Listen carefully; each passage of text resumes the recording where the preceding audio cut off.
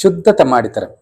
അതെന്താണെന്നല്ലേ? പൈസ കൊടുത്ത് ടിക്കറ്റ് എടുത്ത് തിയേറ്ററിൽ കിട്ടേണ്ട മാസ് സർപ്രൈസുകളെല്ലാം സോഷ്യൽ മീഡിയ സ്ക്രോൾ ചെയ്യുമ്പോൾ കാണേണ്ടി വരുന്ന വളരെ വിഷമമുള്ള കാര്യമാണ്. നമ്മൾ കൂടി ഭാഗമാവുന്ന ഒരു സിനിമയാണെങ്കിൽ അതിൽ നമ്മളെ കാണിക്കുന്നുണ്ടെങ്കിൽ ആ സീൻ മാത്രം ഷൂട്ട് ചെയ്ത് അത് സോഷ്യൽ മീഡിയയിൽ ഇടുക, അതൊരു സന്തോഷമുള്ള കാര്യമാണ്. അതിന് ഞാൻ തെറ്റു പറയുന്നില്ല. പക്ഷേ ഇത് അങ്ങനെയല്ല. കഴിഞ്ഞ ദിവസങ്ങളിൽ റിലീസായ സിനിമകളുടെ പ്രധാനപ്പെട്ട സീനുകൾ, സർപ്രൈസ് എൻട്രികൾ ഇതെല്ലാം തിയേറ്ററിൽ നിന്ന് തന്നെ ഫോണുകളിൽ പകർത്തി സോഷ്യൽ മീഡിയയിൽ ഇടുകയാണ് ചിലർ. എന്തുകൊണ്ട് ഇവർ അത് ചെയ്യുന്നു? കുറച്ച് ക്ലിക്കുകളും കുറച്ച് വ്യൂസുകളും അതിലൂടെ കിട്ടുന്ന പൈസയ്ക്കും വേണ്ടി മാത്രം. ഇതിന് താഴെ നമ്മൾ ദേഷ്യപ്പെട്ട് കമന്റ് ഇട്ടാലും അവർക്ക് വിഷയമൊന്നുമല്ല. അവർക്ക് വേണ്ടത് ആ റീച്ച് മാത്രം.